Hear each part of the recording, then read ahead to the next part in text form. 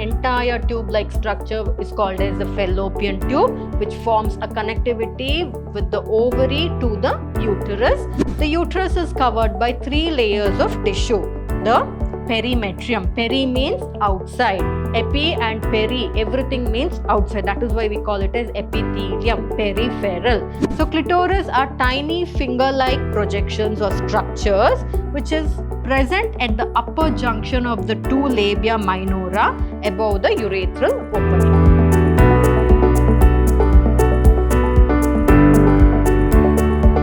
Hello everyone, a warm welcome to this concept class for class 12th CBSE. I am Dr. Divya, Biology faculty.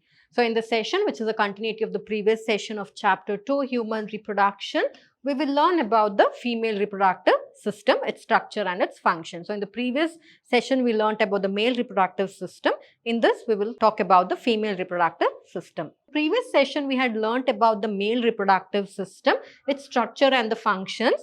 In this session, we learn about the female reproductive system. So it consists of the following parts, same like the male reproductive system also. We learnt about the primary sex organs, the secondary and the external genitalia, right? The same thing here, but the only thing is the name of the organs tends to vary.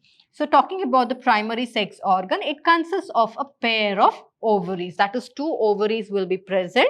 And it has secondary sex organs again, which consists of, or accessory organs which consists of a pair of oviduct. Now it is called oviduct. So the word is understood. It is duct means tube. Ovi, ova means egg. So it is a tube-like structure which carries the egg. So that therefore it is also called as what? It's called as the fallopian tube. Don't get confused. Fallopian tube is nothing but the oviduct. Both are one and the same.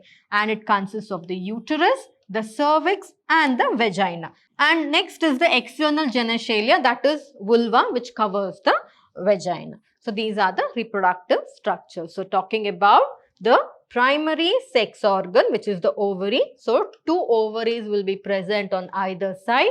The ovaries are connected to the fallopian tube. So this entire tube-like structure is called as the fallopian tube, which forms a connectivity with the ovary to the uterus. The fallopian tube, again, it's also called as the oviduct. Next, it has the uterus. So this portion is the uterus. Then it has the vagina, the cervix, the cervical canal, and next comes the vulva. So these are the reproductive structures. So moving further, we'll talk about the primary sex organ of the females, that is the ovaries. So like how the testis produces the sperms, the ovary produces the female gamete, which is called as the ovum. It is nothing but the ova, or we also call it as the egg. And apart from that, the ovaries also produce some of the steroidal hormones which is needed for the production of the egg. And therefore, since the hormones are produced by the ovary, they are also called as the ovarian hormones. The ovaries are located on each side of the lower abdomen. If you can see on each side of the lower abdomen, you can see the ovary. And ovary, it is almond shape. It looks like what? An almond. It is almond shape and it is covered by a thin epithelium which encloses the ovarian stroma. So the ovary is covered by a thin membrane, outer membrane. That is why it's called as epithelium. Epi means outer. So outside of the ovary, it is covered by a thin membrane and within that is present the ovarian stroma, which is a fluid matrix. And in the stroma, it has 2 regions, that is the peripheral cortex and the inner medulla. Periphery means towards the outside. So what is the ovary made up of? It contains a thin epithelium and inside it contains the stroma or the fluid matrix. Again in the stroma, it has the peripheral cortex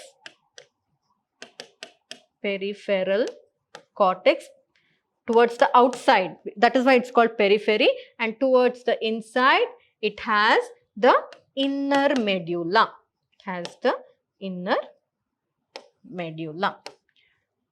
Moving further, we'll talk about the accessory organs or the secondary sex organs of the female. Talking about the oviduct, which is nothing but the fallopian tube. So each fallopian tube is about how much? 10 to 12 centimeter is the length of the fallopian tube. So the fallopian tube contains, the first part of the fallopian tube is called as the infundibulum. It's called infundibulum because it is funnel shaped. Doesn't it look like a funnel? So I hope you have seen funnels, right? Funnels usually look like this. So it is funnel shaped. It looks like a funnel. So that is why it is called as infundibulum. Next to the infundibulum, nearer to the infundibulum, you can see finger-like projection. Always when something comes fimbriae, right?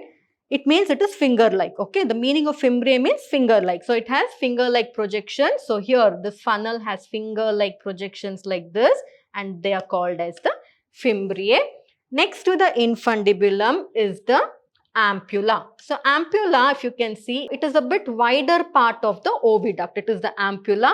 After the ampulla comes the isthmus. So isthmus is the last part, and this isthmus forms a connectivity with the uterus. So therefore, it consists of the fimbriae, which are finger-like projections. After the fimbriae comes the funnel-like structure called infundibulum. Then comes a little broader part called the ampulla. Then comes the tube region called isthmus, which forms a connectivity with the uterus. So therefore, all of these consist of the fallopian tube, and this is very, very important in exam point of view.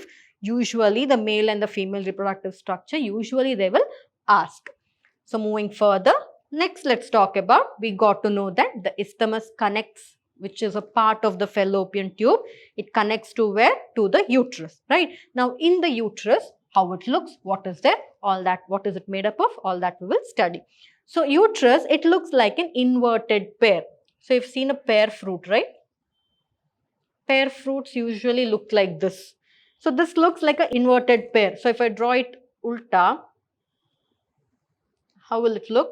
So it looks like an inverted pear. So uterus looks like an inverted pear, and it is called as the womb. So it is in the womb where the fetus is accommodated. And the uterus opens into vagina through a narrow cervix. If you can see, this is the narrow cervical portion through which the uterus opens into the vagina. So it opens into the vagina through a narrow cervix, and the uterus is covered by 3 layers of tissue. The perimetrium. Peri means outside. Epi and peri, everything means outside. That is why we call it as epithelium, peripheral, right? So it is perimetrium, meaning external layer. So it consists of the external layer perimetrium. Inner to the perimetrium is the middle layer called myometrium. Myo means middle. Always remember, myo means middle. Myometrium, and it has an inner glandular layer called as endometrium. It's glandular layer because it helps in secreting certain hormones. So this is about the uterus. So uterus, it is inverted pear-shaped structure, and it ends up in a narrow cervix, which cervical canal, which joins to the vagina. And the uterus is covered by 3 important layers: perimetrium, the outer layer; myometrium, the middle layer; and endometrium, the inner layer. Next, talking about these were about the secondary sex organs. Next, let's talk about the external genitalia. The external genitalia is nothing but the vaginal region. So there, what is present, or the vulva region, that one. So what is present there, we will look into. So it has mons pubis. Mons pubis is nothing but a cushion of fatty tissues which is covered by skin and pubic hair. So it acts like a cushion. It is made up of fat. So mons pubis, it is made up of fat and acts like a cushion, and it contains the pubic hair. Next comes the labia majora. So labia majora are nothing but, they are fleshy, they are folded, and they extend down from the mons pubis. So from the mons pubis, there is a layer of extended folded tissue-like structures which are called as the labia majora. And the labia majora is surrounded by it surrounds the vaginal opening. So you can see here the labium majora. So the labium majora, so this portion, it is folded tissue-like structure which extends from the mons pubis itself, and also it surrounds the entire vaginal region. Next, below the labia majora, after that is present the labia minora. Labia minora are again pairs of folded tissue, as you can see here, that is this portion right above this. Can you see here? This portion that is there, it is nothing but the labia minora or labia minora, which is present under the labia majora, and it consists of the folds of tissues. And next comes the hymen. So hymen is nothing but a covering. So whenever the word comes hymen, no, remember it is a membrane. Okay, there's a difference between hilum and hymen. Hilum you find it in plants, that is seeds.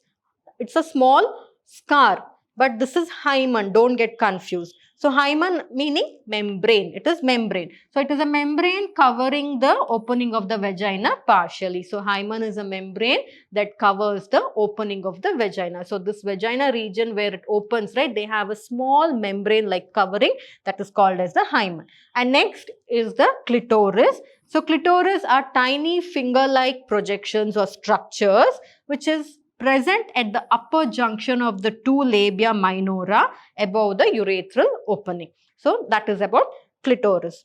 So this is clitoris. So it is present above, as you can see, it is present above the labia minora. So that is clitoris, and they look like a finger. They are finger-like structures. Next, we'll talk about the mammary gland. So, mammary gland is also one of the female reproductive structure. It is placed under the female reproductive structure because the mammary glands of the female only gets active once the fetus development takes place, because this is responsible for producing the nutritious milk that is needed for feeding the fetus. Now, the mammary gland, what is there in the mammary gland, we will look into. So, it consists of glandular tissues and it is made up of fats.